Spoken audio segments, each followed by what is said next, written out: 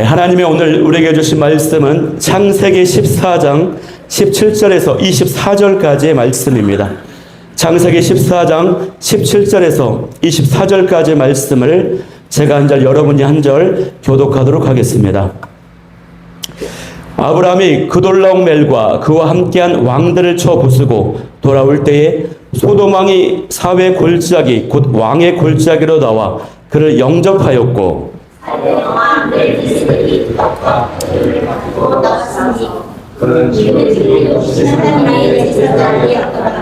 그가 아브라함에게 축복하여 이르되 천지의 주제이시요 지극히 높으신 하나님이요 아브라함에게 복을 주옵소서. 너희 대적을 내 손에 붙이신 지극히 높으신 하나님을 찬송할지로다 하며 아브라함이 그 얻은 것에서 10분의 1을 멜기세덱에게 주었더라. 소돔 왕이 아브라함에게 이르되 사람은 내게 보내고 물품은 내가 가져라. 아브라함이 소돔 왕에게 이르되 천지의 주제이시요 지극히 높으신 하나님 여호와께 내가 손을 들어 맹세하노니 내 말이 내가 아브라함으로 치부하게 하였다 할까 하여 내게 속한 것은 실 한 오락이나 들매끈 한 가닥도 내가 가지지 아니하리라. 오직 젊은이들이 먹은 것과 나와 동행한 아넬과 예스겔과 마므레의 분깃을 제할지니 그들이 그 분깃을 가질 것이니라. 아멘. 할렐루야. 아멘. 예, 저녁 예배 오신 여러분을 환영하고 축복합니다. 오늘 또 삶의 현장 가운데 많이 피곤하고 지치셨을 텐데 하나님께 찬양하고자 예배하고자 오신 여러분을 축복합니다. 우리 예배팀이 계획이 안 됐는데 갑자기 막 찬양을 하고 좀 준비가 안 된 모습이 있었습니다. 철저히 이제 훈련을 시켜가지고 은혜로운 찬양 예배팀 되도록 하겠습니다. 네. 네, 오늘은 창세기 14장 후반부 말씀인데요. 지난주 금요일에는 우리가 어떤 말씀을 나눴습니까? 아브라함이 포로로 잡혀간 이 조카 롯을 구출하고 전쟁에서 승리했던 그 내용을 살펴보았습니다. 오늘 말씀은 그 이후에 벌어지는 장면입니다. 오늘 본문의 내용은 크게 세 가지로 이제 나눌 수가 있겠는데, 첫 번째는요, 승리 후에는 반드시 찾아오는 시험이 있다는 것입니다. 그 시험을 아브라함이 어떻게 극복을 했는가를 나누길 원하고요. 두 번째는 이제 갑자기 멜기세덱이 등장하는데 이 멜기세덱의 정체와 함께 예수 그리스도와 어떤 관계가 있는지를 나눌 것입니다. 그리고 마지막으로 11조가 등장합니다. 성경에서 최초로 11조가 등장하는데 이 11조의 성경적인 의미에 대해서 이렇게 세 가지를 나누고자 합니다. 자, 먼저 17절부터 보면요. 아브라함이 전쟁에서 승리하고 돌아오는데요. 성경에서 표현하기를 아브라함이 그들을 쳐 부수고 돌아올 때에 라고 기록되어 있어요. 그러니까 아브라함의 승리가 겨우겨우 어렵게 이긴 승리가 아니라 아주 통쾌한 승리를 하고 돌아왔다라고 하는 의미예요. 그래서 이 모습은요, 단순히 아브라함이 돌아온 그 장면이 아니라 완전한 승리를 하고 돌아왔다라고 하는 것입니다. 그래서 전쟁 가운데 완벽한 승리를 하고 돌아오는 개선 장군의 모습과도 같은 것입니다. 그래서 17절 하반절에 보면요, 소돔 왕이 사회 골짜기 곧 왕의 골짜기로 나와서 영접하였다고 돼 있죠. 소돔 왕이 이 아브라함을 영접하는데 어디서 영접하냐면 왕의 골짜기로 불리우는 사회 골짜기에서 아브라함을 맞이했다라고 기록되어 있어요. 여러분, 이때 이 아브라함의 기분이 얼마나 좋았을까요? 승리한 것도 그 자체도 기쁜 일인데 돌아왔더니 소돔 왕이 자기를 굉장히 높이 받드는 것입니다. 영접을 해요. 그것도 왕의 골짜기라고 하는 곳에서 여러분 영접을 받습니다. 그야말로 아브라함의 기분이 붕붕 뜨는 그런 기분 아니었을까요? 아브라함의 기분이 황홀할 수 있는 지경에 이르렀어요. 그런데 바로 이때가 아브라함에게 바로 시험이, 그 유혹이 찾아온 때라고 하는 것입니다. 여러분, 승리를 한 이후에, 응답을 받은 이후에, 승승장구를 한 이후에 반드시 오는 것이 뭐냐면 시험과 유혹이 찾아온다라고 하는 것입니다. 어떤 운동선수가 국제대회에서 우승을 차지했습니다. 인터뷰를 합니다. 이렇게 말합니다. 정상에 오르는 것보다 정상에 오른 뒤에 그 정상의 자리를 지키는 것이 훨씬 어렵다라고 인터뷰를 했어요. 여러분 맞지요? 시험에 떨어졌을 때보다도 시험에 합격했을 때 교만하기 쉽고 사업에 실패했을 때보다도 성공을 한 이후에 하나님을 잊어버리기가 쉽습니다. 어떤 사람이 꼭 간증을 하고 나면요, 그 다음에 실족하는 일이 벌어집니다. 교회도요, 부흥을 하고 나면요, 꼭 우리 목회자들이 변질될 수 있는 유혹들을 많이 맞이하게 됩니다. 여러분, 한번 질문해 볼까요? 돈 잃고, 건강 잃고, 주님께 돌아오는 경우가 많을까요? 아니면 성공하고, 응답받고, 승승장구했을 때 주님께 돌아오는 경우가 많을까요? 예, 맞아요. 전자. 우리 집사님이 겪어봐서 잘 아시네. 그죠? 신기하게도요, 돈을 잃어버리고, 건강을 잃어버리고, 주님께 돌아오는 경우에, 주님께 돌아오는 경우가 굉장히 많아요. 제가 이전에 교회에서 부교육자 생활할 때 어떤 우리 순이 있어요. 그 순에 우리 어르신들, 집사님, 권사님들이 있는데, 하나같이 동일한 인생의 쓴맛을 맛본 분들이에요. 한 분은요, 사업이 부도나서 비 오는 날, 인근에 동네에 교회가 있길래 부도 나가지고 절망스러운 가운데 그 교회 가서 그 예수님을 믿게 됐어요. 그분이 있고, 어떤 분은 강남에서 반찬 가게를 아주 잘했는데 그때 신앙이 없었는데 갑자기 불이 나가지고 가게에 다 불타버렸어요. 망해버렸어요. 그래가지고 예수님을 믿게 되고, 다른 한 분은 남편이 바람을 펴가지고 그때 예수님을 믿게 되고, 구구절절한 사연들이 다 있더라고요.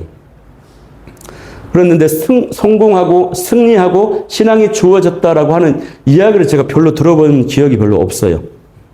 이처럼 신앙의 진짜 시험은 전쟁을 하기 전이나 전쟁을 치르고 있을 때보다는 전쟁 후에 찾아오는데, 그러면 지금 이 아브라함이 맞이하게 된 그 시험의 내용이 무엇이었을까요? 그것은요, 소돔 왕이 아브라함을 지금 떠받들고 있다는 것입니다. 이 소돔 왕은요, 어떤 사람입니까? 세상의 그 쾌락을 대변하는 왕입니다. 지금 아브라함은 세속적인 영광과 명예라고 하는 그 유혹에 지금 직면하게 된 것이에요. 여러분, 사람이 성공을 하면요, 세상은 그 사람을 가만 놔두지 않아요. 온갖 선물과 인기와 부와 명예를 가져다 줍니다. 아브라함은 지금 세상의 영웅이 지금 된 상태예요. 지금 아브라함이 그런 유혹에 직면하게 된 상태라고 하는 것입니다. 그런데 이 위기를 아브라함이 잘 극복해냈어요. 어떻게 극복할 수가 있었을까요? 그것을 보려면 21절로 넘어가야 됩니다. 21절에서 24절의 내용을 살펴봐야 되는데요. 21절을 보면은 먼저 소돔 왕이 아브라함에게 요청을 해요. 뭐라고 요청하냐면, 사람은 나에게 다 보내주고 물품은 당신이 다 가져가라, 이렇게 말했습니다. 지금 소돔 왕은 적들에게 모든 것을 다 빼앗긴 상태거든요. 그래서 전쟁 승리를 한 아브라함에게 어떤 보상을 해줘야 되는데 고마움을 표시할 선물이 하나도 없는 거예요. 그래서 전리품을 취한 것을 아브라함, 당신이 다 가져가고 나에게 줄 필요는 없고, 다만 그렇게 이제 물품을 이제 가져가라고 이제 유혹을 하면서, 다만 사람들은 나에게 돌려달라, 나의 백성과 신하들은 돌려달라라고 지금 요청을 하고 있습니다. 여기 보면은 이 소돔 왕이 굉장히 영적인 대목이 있어요. 어떤 대목이냐면, 교회를 개척해 보니까요, 개척교회 목회자 입장에서 볼 때 중요한 것이 뭐냐면, 경제적인 지원보다도 사람이 중요해요. 사람이 함께하는 거. 근데 지금 소돔 왕이 그걸 알아요. 다시 성읍을 재건하려면 경제적인 것보다도 사람이 필요하다. 예. 성장과 재건의 핵심이 물질에 있지 않고 사람에 있다는 것을 알았거든요. 그런데 아브라함이, 자, 22절이 중요합니다. 22절 말씀을 한번 합독해 볼게요. 시작. 아브라함이 소돔 왕에게 이르되, 천지의 주제이시요 지극히 높으신 하나님 여호와께 내가 손을 들어 맹세하노니. 아멘. 자, 이 하나님께 맹세하노니라고 했을 때 이 기록의 원문을 보면은요, 지금 맹세한다는 것이 아니고 전쟁을 치르기 전에 이미 맹세를 했었다라고 하는 뜻입니다, 여러분. 과거 완료형인 거예요. 그러면 그 맹세의 내용이 무엇이었습니까? 23절 하반절에 나오는데요. 그 핵심은 소돔 왕의 소유였던 그것을 실 한 가닥이라도 내가 취하지 않겠다라고 맹세했다라고 하는 것이에요. 지금 맹세를 하는 것이 아니라 전쟁을 치르기 전에 하나님께 기도했다라고 하는 것이에요. 맹세했다라고 하는 것이에요. 아브라함은요, 전쟁을 시작하기 전에 하나님께 기도했습니다. 하나님, 조카 롯을 무사히 구출할 수 있게 도와주세요. 이 전쟁에서 승리할 수 있게 도와주세요. 그리고 승리를 주신다면 하나님, 이 전리품을 내가 하나도 취하지 않겠습니다. 이렇게 맹세하며 기도를 했던 것입니다, 여러분. 여러분, 바로 이 점이요, 아브라함이 그런 세상의 유혹과 시험을 이겨낼 수 있었던 비결이었다고 하는 것입니다. 무엇입니까? 바로 기도였다고 하는 거예요. 기도. 평소에 내가 쌓아놓은 기도, 심어둔 기도가 있어야 우리가 유혹과 시험이 왔을 때 그것을 이겨낼 수가 있다는 것이에요, 여러분. 여러분, 어떤 사람이 유혹에, 그 시험에 넘어가지 않느냐? 그 사람은요, 심령이 강한 사람, 영성이 강한 사람이 넘어가지 않아요. 유혹에 넘어가는 사람은 심령이 약한 사람, 이렇게 하면 안 된다라고 아는데 마음이 약해요. 시험이 약해서, 심령이 약해서 넘어가 버려요. 그런데 평소에 기도를 많이 심어둔 사람은요, 영성이 강합니다. 심령이 강해요. 분별력이 있어요. 그래서 틈이 생기지 않습니다. 그래서 넘어가지 않는다라고 하는 것이에요. 비가 오지 않는 가뭄에도 이 나무들이 버틸 수 있는 이유가 뭔지 아세요? 평소에 하늘에서 비가 내렸을 때 그 비를 뿌리가 머금고 있기 때문에 가뭄의 시간에도 이겨낼 수가 있는 것입니다, 여러분. 그래서 마찬가지로 평소에 우리가 심어둔 우리의 기도가 우리의 심령을 강하게 해서 어떤 유혹과 시험에서도 지켜줄 수 있는 저와 여러분이 기도의 사람이 될 수 있기를 축복합니다. 그래서 여러분, 신앙생활은 기도생활인데 이 기도생활을 강조하고 거듭 반복해도 부족함이 없어요. 왜냐? 기도생활은 그만큼 우리에게 하면 할수록 좋은 거, 유익이 크기 때문에 강조해도 지나치지 않는 것이 바로 이 기도생활이라고 하는 것입니다. 자, 그럼 아브라함이요, 그렇게 기도한 이유가 뭐라고 되어 있습니까? 23절 상반절에 보니까요, 아브라함 이렇게 말하고 있어요. 내 말이 내가 아브라함으로 치부하게 하였다 할까 하여 내가 이렇게 기도했다라고 하는 것입니다. 내가 아브라함으로 치부하게 하였다 할까, 이 뜻이 무슨 뜻이냐면요, 쉽게 말하면 지금 이 말을 아브라함이 소돔 왕에게 하고 있거든요. 그래서 어떤 뜻이냐면 훗날에 소돔 왕이 이렇게 말할 수 있다는 것입니다. 아브라함이 다 잘된 것은 바로 내 덕이다, 내 탓이다. 내가 사람들도 도와주고 물품도 다 허용해 줬기 때문에 아브라함이 성공했고 이렇게 부자가 되었어, 잘 되었어 라고 하는 그 이야기를 주변 사람들에게 할 수 있다는 것이에요. 아브라함이 지금 그것을 우려하고 있어요. 그래서 이 전리품을 취하지 않기로 맹세했다는 것입니다. 원래 고대 전쟁에서 전리품은요, 승리자의 몫이거든요. 아브라함에게 권리가 있어요. 그런데 그 권리를 아브라함이 기꺼이 포기합니다. 이유는 딱 하나예요. 무엇 때문입니까? 하나님의 영광 때문이었다고 하는 것입니다. 전리품을 자신이 가져가면 소돔 왕이 많은 사람들 앞에서 딴소리 할 수 있다는 것이, 하나님의 영광을 취할 수 있다는 것이. 그래서 나는 이 전쟁을 하나님께서 승리케 하셨다.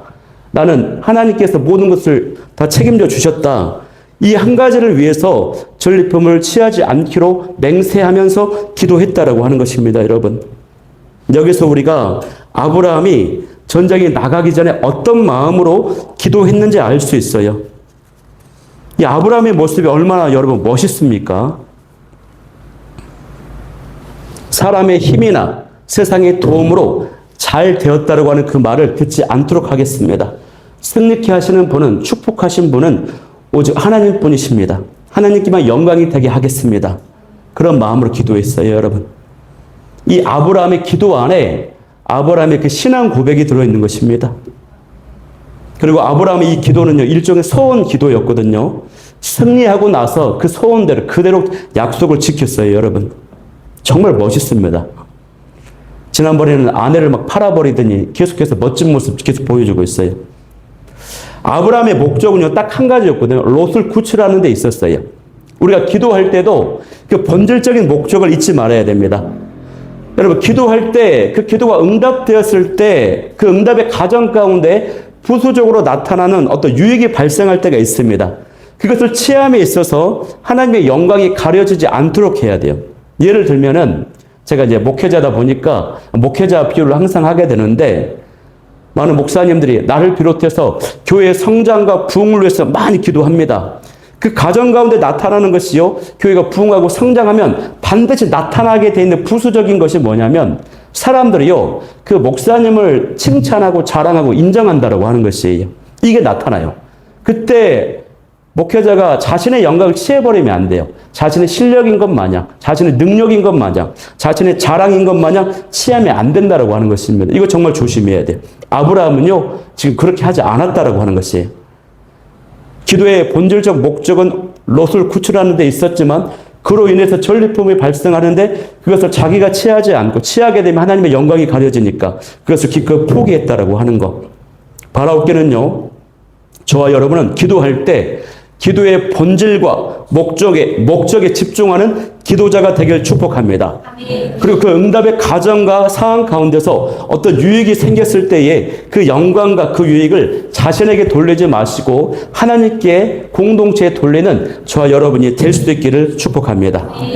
자, 이어서 우리 18절 말씀을 한번 합독해 볼게요. 18절 시작. 살레망 멜기세덱이 떡과 포도주를 가지고 나왔으니 그는 지극히 높으신 하나님의 제사장이었더라. 아멘. 자, 아브라함이 전쟁에서 승리하고 돌아왔는데요, 갑자기 아브라함이 이제 기도하면서 맹세는 했지만 그래도 기분이 많이 업된 상태에 있었거든요.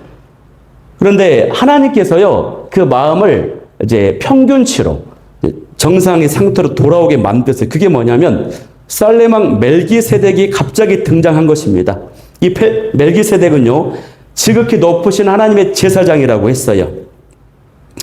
그래서 쉽게 말하면 하나님을 대신하는 대변자, 존재라고 생각을 하면 돼요. 이후에 제가 그 정체에 대해서 또 조금 더 구체적으로 살펴볼게요.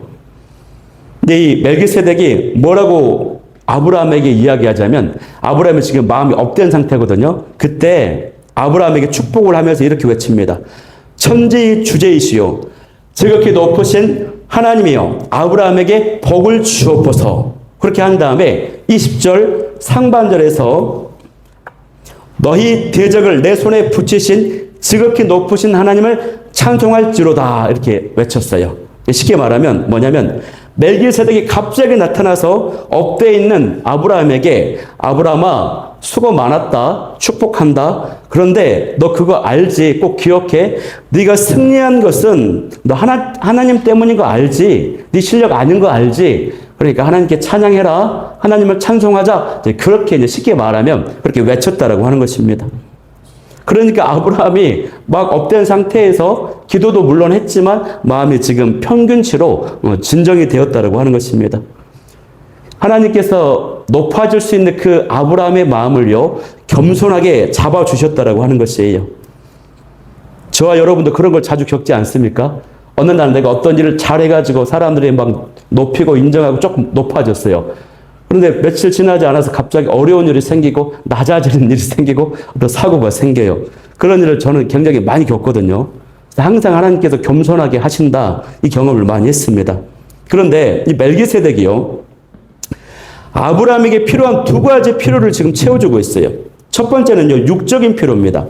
18절 말씀을 보면은 이 멜기세덱이 무엇을 가지고 왔다라고 돼 있나요? 18절에 떡과 포도주를 가지고 왔다라고 돼 있어요.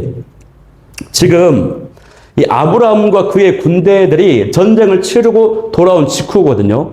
그러면 체력적으로 많이 지쳐 있는 상태고 지금 배가 많이 고플까요? 안 고플까요? 많이 고픈 상태예요. 그래서 이 멜기세덱이 그 육체적인 필요를 지금 채워주고 있는 것입니다.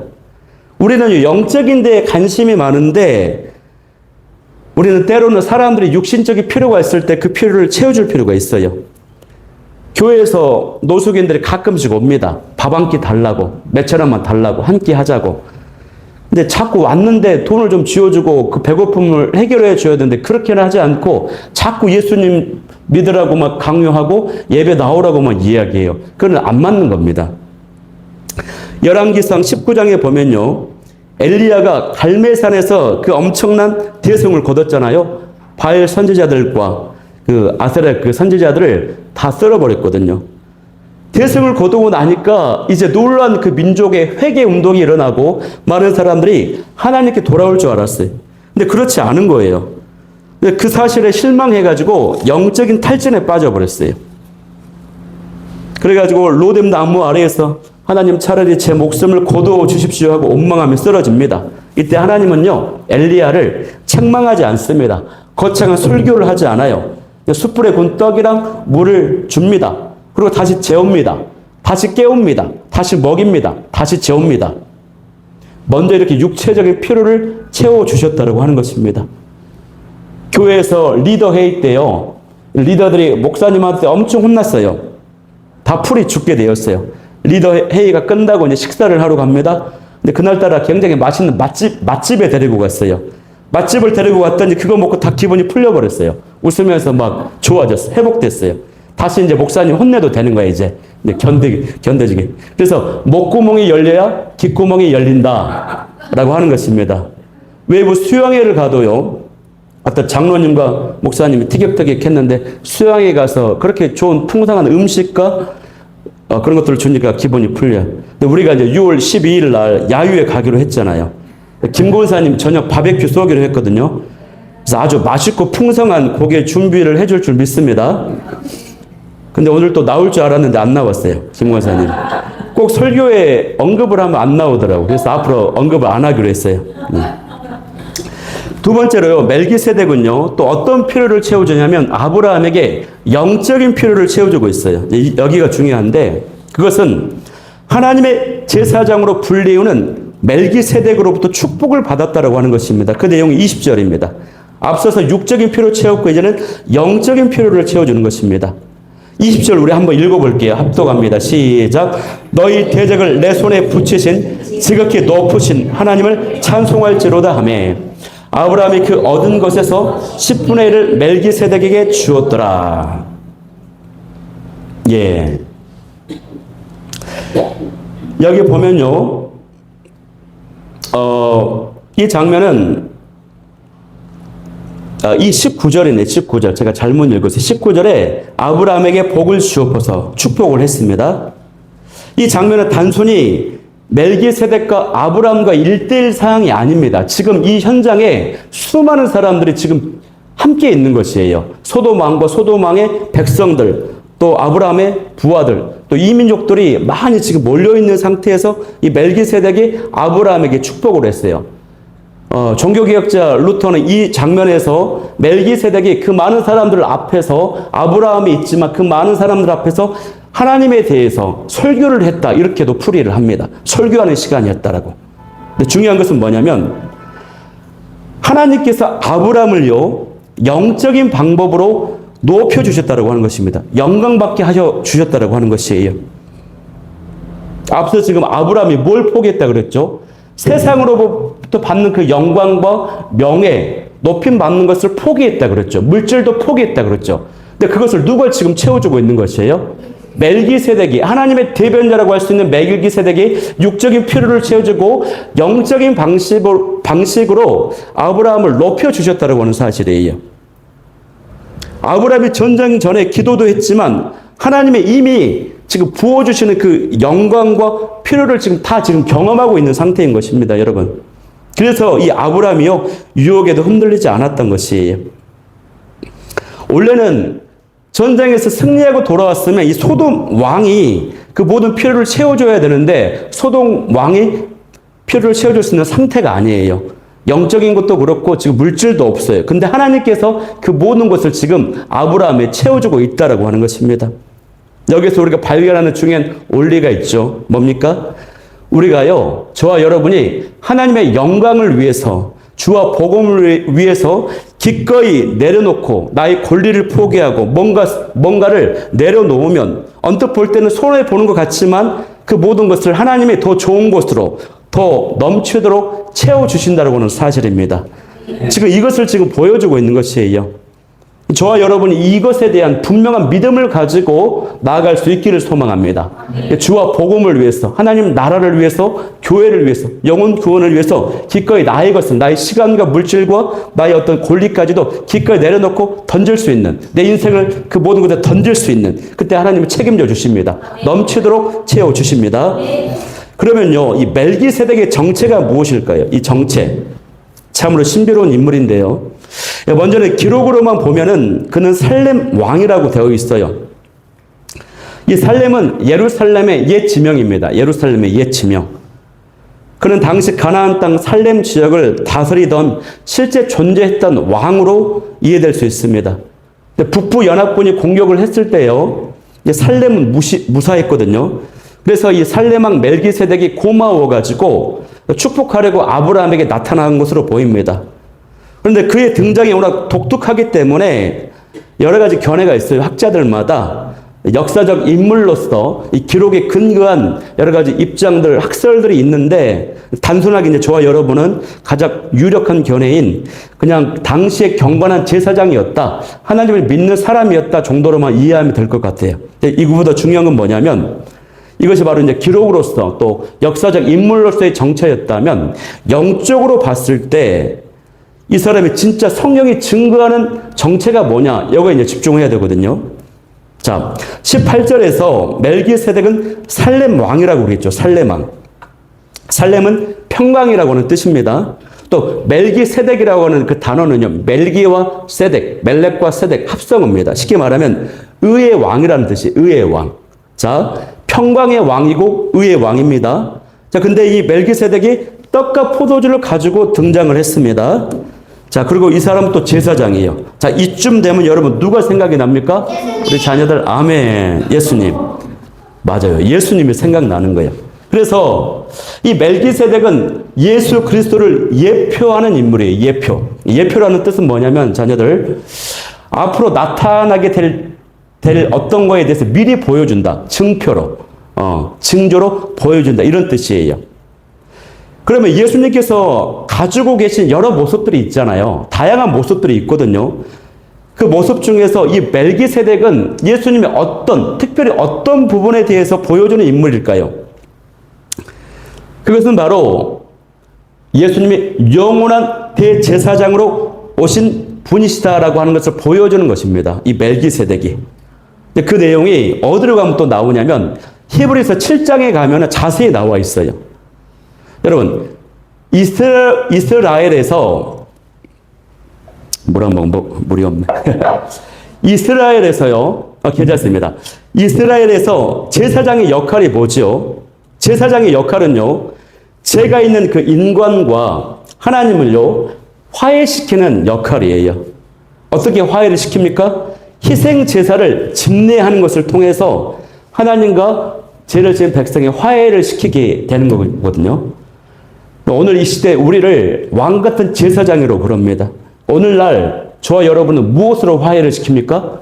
복음으로. 복음으로 예수를 믿지 않는 자들과 하나님을 이제 화해를 시키는 것이거든요. 그 역할을 우리가 이제 감당해야 되는데, 자, 그런데 이제 이스라엘 백성의 경우에는요, 이 제사장직을 누가 감당했습니까? 레위 지파의 후손들이 감당을 했어요.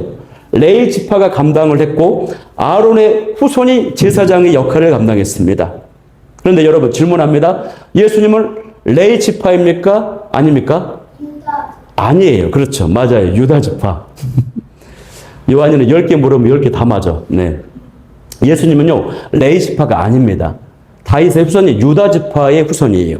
그렇기 때문에 이 대목에서 어떻게 예수님이 제사장이 될 수 있는가라고 하는 의문이 생기죠. 그것에 대해서 히브리서 기자가 예수님은 아론의 지파, 그 계열로 온 게 아니라 이 멜기세덱의 반차를 따라서, 멜기세덱의 반차라고 하는 뜻은 순서라고 하는 뜻이에요. 순서, 차례, 이런 반열. 멜기세덱의 순서를 따라 오신 분이기 때문에 우리의 제사장이 될 수 있다라고 지금 이야기를 하는 겁니다. 아, 예수님이 대제사장이 되시는데 레위 지파가 아닌데도 대제사장이 될 수 있는 것은 창세기 여기에 나오는 멜기세덱, 갑자기 등장한 멜기세덱이 제사장이었는데 거기에 반차를 따라 순서를 따라서 오신 분이기 때문에 우리의 영원한 제사장이 될 수 있구나라고 하는 것을 이제 알려주는 것입니다. 그래서 이것에 대해서요, 다윗이 구약 성경에서 이미 영적인 눈이 열렸어요. 그래서 시편 110편에서 이미 예수님이 멜기세덱의 순서를 따라 오신 영원한 제사장이라고 고백을 합니다. 영적인 눈이 열려가지고 그 고백을 인용해서 히브리서 기자가 신약에서 히브리서 7장에서 이것을 설명하고 있어요. 멜기세덱과 예수님과의 그 관계, 대제사장으로 나타난 분이라고 오늘 보여주는 것입니다, 여러분. 여기서 핵심이 뭐냐면요, 이겁니다. 레위 지파의 출신들은요, 이 제사장들은 불완전한 제사장들이에요. 연약함이 있고 제약이 있고 매번 제사를 드려야 돼. 그러나 이 예수님은요, 영원한 제사장, 유일한 제사장, 완전한 제사장이 되세요. 예수님께서 영원하고 유일하고 완전한 대제사장이 되셔서 그 역할을 하셨다라고 하는 것입니다. 그렇기 때문에 여러분, 우리는 예수님을 통해서 하나님과 화해가 되는 것이고 예수 그리스도 이름으로 하나님께 더 깊이 나아갈 수가 있다라고 하는 것입니다, 여러분. 그래서 오늘 이 밤에도요, 다른 방법이 아닌, 나의 열심이 아닌, 나의 어떤 열정과 그런 것보다는 예수 그리스도 이름으로 예수님을 통하여 하나님 품으로 깊이 들어갈 수 있는 이 밤이 될 수 있기를 축복합니다. 그래서 20절 하반절을 보면은 멜기세덱이 하나님을 대신하는 사람임을 알았던 이 아브라함이 무엇을 지금 바칩니까? 11조를 바치는 거예요. 11조. 그 얻은 것에서 10분의 1을 멜기세덱에게 주었더라. 여기서 이제 성경에서 11조가 이제 등장을 해요. 그래서 우리가 꼭 알아야 될 것은 뭐냐면 이 11조라고 하는 것은 모세에 의해 율법으로 주어지기 오래전부터 있었던 믿는 자가 감당하는 어떤 일종의 신앙 고백이었다라고 하는 것을 인정해야 된다는 것입니다. 하나님께서 하라고 명령하신 것이 아니라 아브라함이 스스로의 감동으로 드렸던 것이에요. 창세기 28장에도 보면은 야곱이 형 에서를 피해 도망갈 때 가다가 이제 들판에서 잠이 들잖아요. 돌베개 베고. 갑자기 사닥다리의 환상이 열립니다. 그때 하나님 은혜 주시고 무사히 내가 고향으로 돌아올 수 있게 해준다면 내게 주신 것에 대해 10분의 1을 드리겠습니다. 신앙 고백을 합니다. 자, 그래서 마지막 세 번째 나눌 주제 11조의 성경적 의미에 대해서 한번 나누겠습니다. 여러분, 11조를 바치라고 하는 것은요, 율법 아래에 있던 구약의 경우에만 해당될 뿐이라고 하는 주장이 있어요. 옳지 못한 주장입니다.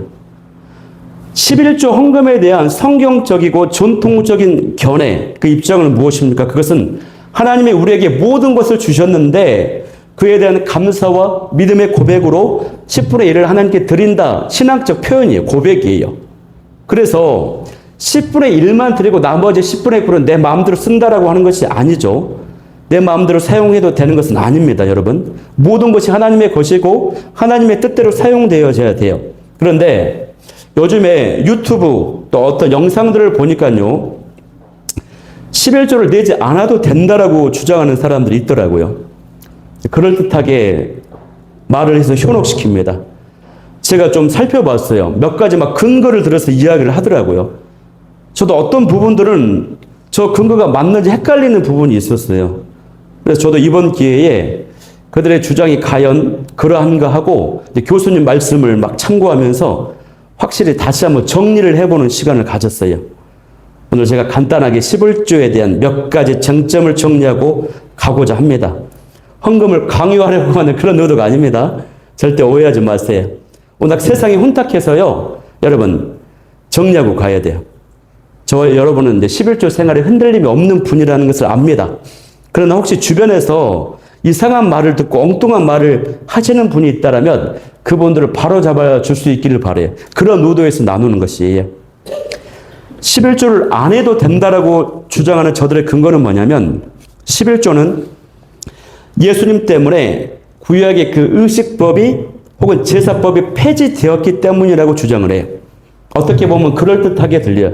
그런데 여러분, 분명히 알아야 되는 것은 11조는요, 구약 성경 어디에도 제사법이나 의식법으로 주어진 법이 아니라는 것입니다.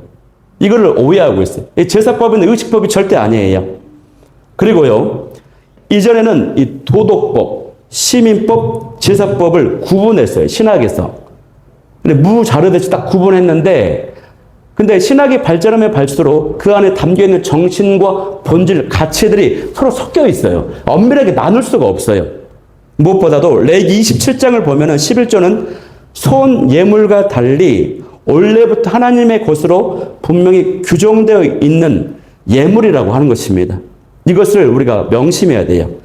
제사법과는 엄연히 별개의 것으로 주어지는 하나님의 말씀이었다고 하는 것이에요. 또 어떤 사람의 주장이 있습니다. 그것은요, 구약 성경은 11조가 의무사항이었다. 율법적인 의무사항이었다. 그런데 신약에 와서는 우리가 은혜로, 자율로 율법의 그런 의무 강제사항이 없이 하는 거 아니냐라고 이야기를 합니다. 그런데요, 여기 또 오해하면 안 되는 게, 구약에서도 11조 생활은요, 자발적인 것이었어요. 무슨 말이냐? 11조를 하지 않는다라고 해서 잡아 감옥에 가둔다거나 매를 때리는 그것이 없었다는 것입니다. 규정은 있었지만 기쁨으로 자율로 하도록 열어두었어요. 그래서 오히려 신약에서는요, 예수님이 무엇을 강제합니까? 마음에 음욕을 품어도 그것은 간음이라고 그랬거든요. 신약 시대는 더 강제적인, 더 무겁게 그 말씀을 다루고 있잖아요. 그래서 신약 시대에 율법이 없어진 것이 아니라 마음의 영역까지 다루어지기 때문에 더 엄중하고 수준 높은 모습을 요구하고 있다는 것입니다. 또 다른 주장이 있어요. 신약 성경을 보면요, 헌금이라는 말이 별로 없어요. 그렇죠? 헌금이란 말이 안 나오고 연보라는 말로 나옵니다. 연보. 그런데 이 연보라는 뜻은요, 어떤 뜻이냐면 하나님께 드린다라고 하는 의미보다는 불쌍하고 가난한 사람, 그 사람들을 구제하고 돕는 의미가 강한 성격의 단어가 바로 연보입니다. 연보.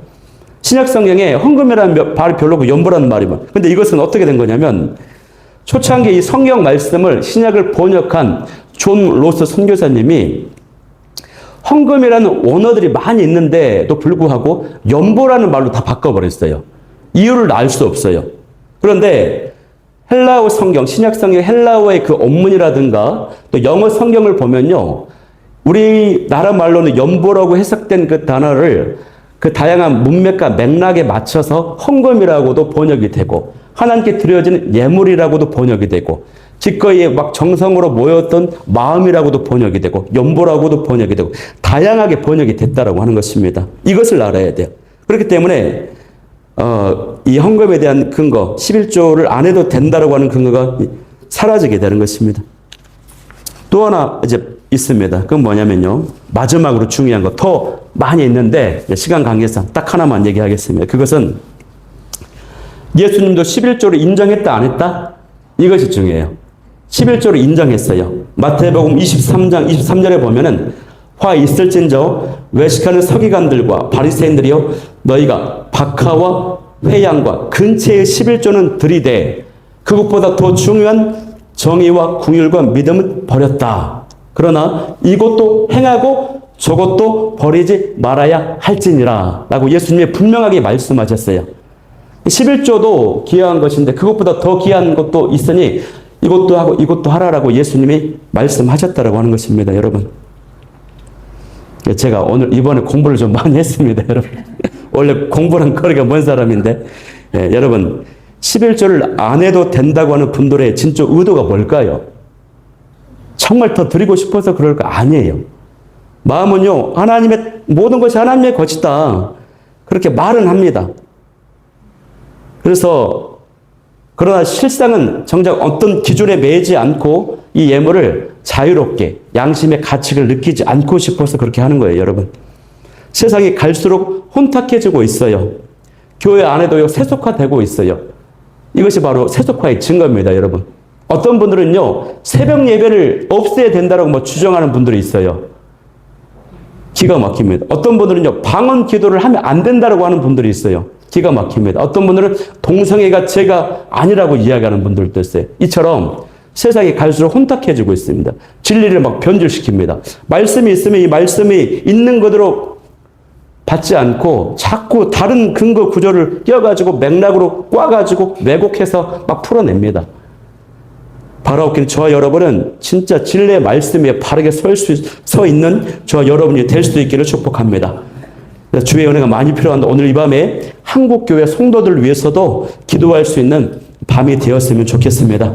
오늘 말씀 붙잡고 기도할 때 기도 제목 4가지입니다. 첫 번째, 심령이 강한 기도의 사람이 되어서 그 어떤 시험과 유혹도 이겨낼 수 있게 하여 주옵소서. 두 번째는 하나님의 영광을 위해 기꺼이 내려놓을 때 주께서 친히 채우신다라고 하는 사실을 분명하게 믿게 하여 주옵소서. 세 번째는 오늘도 영원하고도 유일한 완벽한 대제사장이신 예수님 의지하며 하나님께 나아가게 도와주옵소서.